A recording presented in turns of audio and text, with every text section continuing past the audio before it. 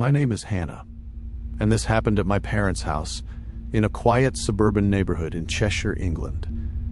It was the kind of place where people knew each other, waved when they passed on the street, and generally felt safe walking around even after dark. That's probably why what happened still bothers me so much. I was staying with my parents for a few days during the summer. That afternoon, I was sitting in the kitchen working on my laptop. The kitchen faced the street, so every now and then I'd look up when someone walked past. There wasn't much traffic, mostly neighbors walking their dogs or pushing prams. At one point, I noticed two people coming down the street. There was a man wearing what looked like a semi-casual suit and a woman wearing jeans and a blouse. Nothing about what they were wearing seemed particularly strange, but the way they moved immediately caught my attention. The woman's head was tilted sharply toward one shoulder, and one of her arms was bent backward at an awkward angle. Her hand kept flicking in a repetitive motion, while her other arm moved strangely from the elbow. The man was moving just as strangely, almost like one of those inflatable tube figures outside car dealerships that constantly wave around in the wind. I couldn't explain why, but watching them made me uncomfortable. They walked straight past our house. I called for my cat because I wanted to make sure he hadn't somehow gotten outside. I found him upstairs in my old bedroom, sitting by the window and watching the street. While I was there, I noticed two of the children from the house across the road waving at me through their upstairs bedroom window. Their family lived in the house that had already been burgled twice over the years. I waved back and then went downstairs to tell my parents about the strange couple. My dad listened, looked out toward the street, and asked if they'd already gone. I told him they had. He shrugged, then told me to make sure our back door was locked. I went back into the kitchen and walked over to it. The back door didn't have a window, so I couldn't see anything outside. I reached down and put my hand on the handle. The handle suddenly pushed downward. Someone was trying to open the door from the other side. I immediately pushed against it with both hands. I must have yelled because I heard my dad calling from somewhere inside the house. His footsteps started coming toward me. Then I heard a gasp from outside. I looked through the kitchen window, and there they were. The same strange man and woman were walking quickly away from our house. By the time my dad reached the kitchen, they'd disappeared around the corner. He wasn't sure what to make of it. He knew I'd been genuinely frightened, but he also teased me a little because of my childhood movement disorder. We'd always joked about it in our family, so he pointed out that I couldn't exactly assume someone was dangerous simply because they moved differently. I knew that. The problem was that these two had been standing outside our house, and one of them had just tried the back door. That night, I went to bed still thinking about it. I don't sleep particularly well, so I was awake for quite a while. The house made its usual noises, and every now and then I'd hear something outside. Normally, I wouldn't have paid much attention, but after what happened earlier, I found myself listening more carefully. Then, sometime around 2 a.m, I heard a child scream. It was loud enough to wake me immediately. For a second, I just lay there trying to figure out where it had come from. Then I realized it was coming from the house across the street. I jumped out of bed and went straight to the window. Their front door was wide open. That immediately felt wrong. I grabbed my phone and dialed 999 while running downstairs. I told the operator that I believed there was a possible intruder inside my neighbor's house and explained that there were children living there. As I crossed the road, I remembered something I'd been taught about getting people's attention during an emergency. Instead of shouting "burglar," I started yelling "fire," so the other neighbors would come outside and realize something was happening. When I reached the house, I could see movement inside. Someone was moving around frantically near the entrance. I stayed outside and told the emergency operator what I could see. Once I'd given them the information they needed, I shouted toward the house, "The police are on their way." Then I called out the family's names. "We're outside. Help is coming. Is everyone okay?" There was no answer from downstairs. Then I heard someone upstairs. I looked up and saw the mother at the bedroom window. She was holding all 3 of her children. She told me that her 9-year-old daughter, Imogen, had gotten out of bed to get a drink and had found people on the stairs. That's when Imogen looked down at me and said they were like clowns. I don't know why that particular word affected me so badly, but suddenly everything caught up with me. I'd been awake in the middle of the night, there were intruders inside the house across from me, and now a child was telling me they looked like clowns. My vision started going dark. I remember saying, "Shit, I'm going to pass out." Then everything went black. When I came around, I was lying in the middle of the road with a foil blanket over me and one of the children's Octonauts toys underneath my head. There were blue lights everywhere. 3 police cars and an ambulance had arrived, and several of my neighbors were standing nearby. For a few seconds, I was confused about what had happened. Then I heard Imogen telling someone that her little brother had given me his toy because I'd hit my head when I fell. I immediately sat up and started looking around for the family. All 5 of them were safe. That was when I noticed movement above their heads. An arm was waving frantically in and out of view from one of the upstairs windows. I looked toward the house and finally understood what I was seeing. It was the same strange couple from earlier. The woman was being taken out by the police. She was still moving strangely, with her head tilted to the side. I later learned what had happened inside. While the mother and her children were trapped upstairs, their father had confronted the intruders. When he saw the woman coming up the stairs, he kicked her back down them. The man I'd seen earlier was the one I'd noticed moving around near the entrance. When I told the officers about the couple trying our back door earlier that day, they took it seriously. The police believed the pair had been going around the neighborhood trying doors before they found one that was unlocked. Meanwhile, the paramedics were treating the back of my head. I'd hit it when I fainted, leaving me with a fairly deep cut. They cleaned the gravel out, glued the wound closed, and bandaged it while I watched the police trying to restrain the man. He was still moving his arms wildly. At one point, the officers couldn't get both of his hands under control at the same time. Eventually, one officer managed to cuff himself to one of the man's hands, which meant that every time the man jerked his arm around, the officer was dragged along with him. I never found out exactly what was wrong with the 2 of them. I don't know whether they were under the influence of drugs, suffering from some kind of movement disorder, or something else entirely. My dad and I still have a running joke about which explanation is correct. What I do know is that they had tried our back door earlier that day, and hours later they'd broken into the house across the street. That changed the way I think about security completely. I still check every door and window before going to bed. I still close the blinds at night. And whenever I hear something outside that doesn't sound right, I don't simply assume it's nothing. Because sometimes it isn't. And I never expected that the 2 strange people I'd watched casually walking down my street that afternoon would be the same people police would be dragging out of my neighbor's house a few hours later.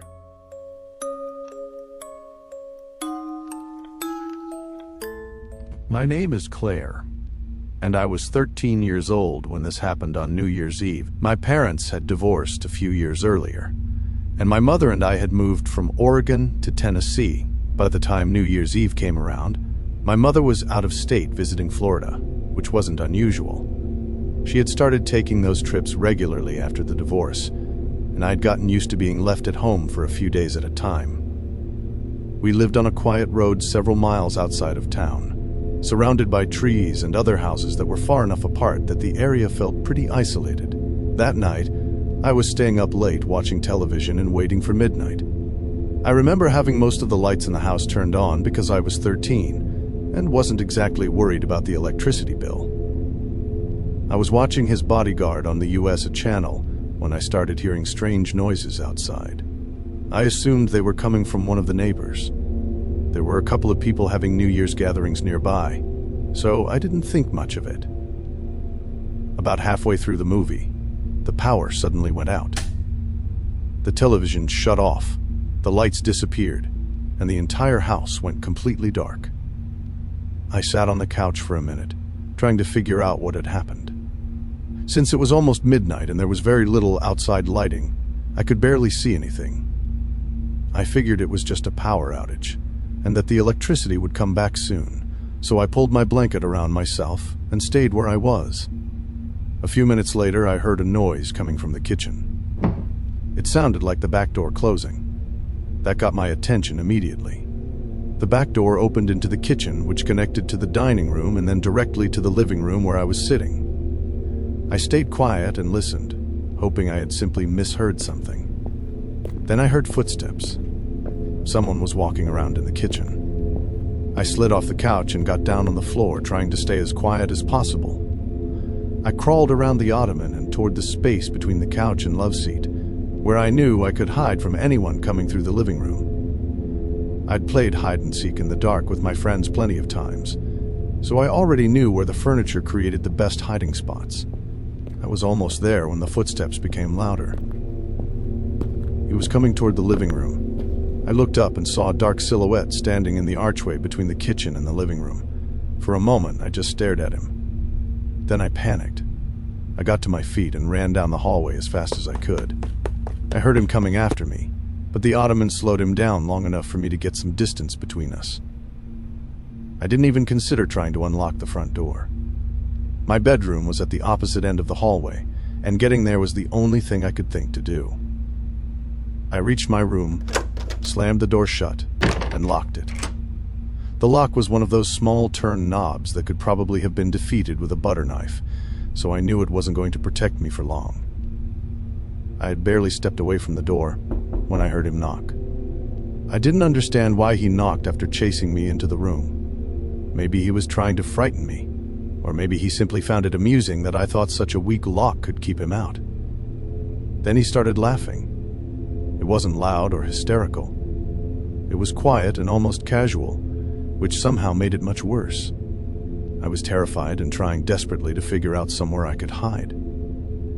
That's when I noticed Boo's cage. Boo was my blue-fronted Amazon parrot. I'd gotten him for my 10th birthday, and his cage was enormous, made of heavy metal and nearly 6 feet tall. It normally sat in my bedroom near the closet. I realized I could push the cage in front of the bedroom door. I grabbed it and started moving it across the carpet. The wheels made almost no noise, but the cage scraped against the door as I forced it into position. He must have heard that because he immediately slammed himself against the other side. The door shook violently, and he started twisting the handle while the wood around the lock began to splinter. Boo woke up and started screaming inside his cage, flapping his wings wildly. I was terrified that the noise would make the man even more aggressive, so I dropped to the floor and crawled underneath my bed. The bed was actually a bunk bed with a futon on the bottom, so there wasn't much room underneath it, but it was the only hiding place I had. I heard him continue trying to get through the door for several moments before everything suddenly went quiet. I stayed underneath the bed because I was afraid that if I moved, he would hear me. Boo continued making noise in his cage, but eventually the rest of the house became quiet. I couldn't tell whether the man had left the room or was simply standing somewhere nearby, waiting for me to come out. I stayed there for what felt like hours. At some point, exhaustion must have caught up with me because I eventually fell asleep. When I woke up, daylight was coming through the window. For a few seconds, I had no idea why I was sleeping underneath my bed. Then I remembered what had happened during the night, and the fear came rushing back. I was terrified that the man might still be inside the house. I decided to climb out through my bedroom window rather than risk opening the bedroom door. The window was several feet above the ground because the house was built on a raised foundation, and getting through it was much harder than I expected. I wasn't exactly graceful about it, but eventually I managed to lower myself outside. Once I was standing in the daylight, I felt a little safer. I made my way around the house and immediately noticed that the back door was still wide open. That frightened me, but instead of going straight to a neighbor, I made the mistake of going back inside. I checked every room carefully, including closets, underneath beds, and anywhere else I thought someone could possibly hide. I even unlocked my mother's bedroom so I could make sure nobody was inside before locking it again. Thankfully, the house was empty. I eventually made my way back toward the kitchen to secure the back door, and that's when I noticed the breaker box on the wall. It was open. The main switch had been pulled down. That's when I realized the power hadn't simply gone out during the night. He had turned it off. I switched the power back on, locked both locks on the back door, checked all the windows and the front door, and finally called my mother. As soon as she answered, I completely broke down crying. She called one of her coworkers, who came over and stayed with me for the rest of the day while my mother made arrangements to come back. After that night, my mother still took occasional trips to Florida, but I always went with her. I refused to stay in that house alone again. We never had another incident there, and we eventually moved into an apartment in town about a year later. Even now, I still think about that night whenever I'm home alone. I find myself automatically thinking about where I would hide if someone broke in and what I'd do if I heard someone moving around.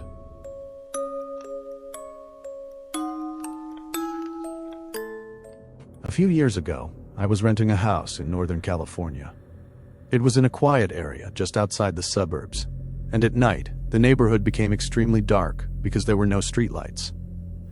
One evening in the middle of winter, I came home from work after dark. As I pulled into my driveway, I noticed the smell of cigarette smoke. That was unusual. I had never smelled cigarette smoke around my house before. I looked around, but I didn't see anyone. I figured someone must have been passing by, so I ignored it and went inside. I'd worked a long shift and was exhausted. It wasn't even 7 yet, but I decided to take a shower and go to bed early. At some point later that night, I woke up because I thought I heard something moving downstairs. I wasn't immediately worried. A friend of mine occasionally stopped by after work to use my shower before going to his night classes. I had even given him a spare key. He always texted me before coming over, though, and I hadn't received anything. I reached for my phone on the nightstand and checked the screen. It was sometime after 9. I couldn't tell whether I had any new messages, so I set the phone back down. Then I called out my friend's name. For a few seconds there was complete silence. Then I heard footsteps, fast footsteps. Someone was running across the first floor of my house. My entire body went cold. I jumped out of bed and ran for the closet. I had barely opened the door when I heard him coming up the stairs. He was already upstairs. I pulled myself into the closet and tried to stay completely silent. The upstairs had 3 rooms. My bedroom was on one side of the hallway, a spare bedroom was on the other, and the bathroom was at the end. Both bedroom doors were closed. The bathroom door was slightly open. I heard him run straight past my bedroom. He went into the bathroom. That gave me just enough time. I reached up and opened the attic access in the ceiling of my closet. I grabbed the edge and started pulling myself up. I had barely gotten my feet into the attic when I heard him running back down the hallway. Then my bedroom door suddenly slammed open. I froze. He stepped into my room. For a few seconds I could hear him moving around. Then he stopped. I stayed completely still above him. He couldn't see me from where I was hiding. He turned around and left my bedroom. I heard him enter the spare room across the hallway. There wasn't much in there. Just some boxes, a few weights, and a table where I painted miniature models. A few seconds later he came back into my bedroom. Then I heard the light switch click. He started searching. My heart was pounding so hard that I was terrified he would hear it. He went straight to the closet. The door was ripped open. I was only a foot or so above him, hiding inside the attic. From where I was crouched, I could only see his legs. Dirty blue jeans, worn work boots. He stood there for several seconds. I didn't move. Then he stepped away from the closet. A second later, I heard a loud crash from my bedroom. He had knocked something over. Then he screamed. It was a furious, frustrated scream. That was one of the most disturbing parts of the entire night. It reminded me of my stepfather. He used to scream like that whenever he lost his temper. I stayed completely still. Then the man ran back downstairs. I heard him throwing things around, furniture scraping across the floor, cabinet doors opening and slamming, things crashing onto the ground. I didn't know what he was looking for. I didn't know if he knew I was still inside the house. And I had made one mistake. I'd left my phone on the nightstand. I couldn't climb down to get it without making noise, so I stayed in the attic. Eventually, everything went quiet. I waited. I didn't trust the silence. I started counting slowly in my head. 1, 2, 3. I kept counting. By the time I reached 1,000, I finally convinced myself that he was gone. I slowly lowered myself out of the attic. The first thing I saw was my bed. It had been completely flipped over. That's what the crash had been. He had turned my bed over while searching for me. I looked around for my phone, but I couldn't find it. So I went to the landline beside my bed and called the police. Then I waited. A few minutes later, I heard officers downstairs. They searched the entire house before telling me it was safe to come out. The first floor was destroyed. Chairs had been knocked over. The sofa had been flipped. Books, pictures, and decorations had been thrown off the shelves. The kitchen cabinets were all open, and food had been thrown across the floor. At first, it looked like he'd been searching for something valuable. But strangely, almost nothing was missing. Then I noticed the kitchen knife block. One knife was gone. That was the only thing I could find that he had taken. The officers checked the doors and windows. They found that the side door had been forced open with something like a crowbar. Then they found something outside. There were cigarette butts along the fence. They also found pieces of foil and an empty pen tube. The officers told me the items were consistent with drug use. That's when I remembered the cigarette smoke I'd smelled when I came home earlier. Someone had been outside my house that evening, possibly watching it. The officers told me to stay with family or friends for the night and get the damaged door repaired immediately. I decided to stay home. I didn't want to sleep, so I moved a shelf in front of the broken door and spent the next couple of hours cleaning up. Every so often, I'd walk over to the window and shine a flashlight along the fence where the police had found the cigarette butts. I never saw anyone. The next day, I had the door repaired. I also had motion lights installed around the sides and back of the house. And I ran a phone cable up into the attic, so I would have a landline available if I ever needed to hide there again. Nothing else happened after that. I actually lived in that house for another 3 years without another incident.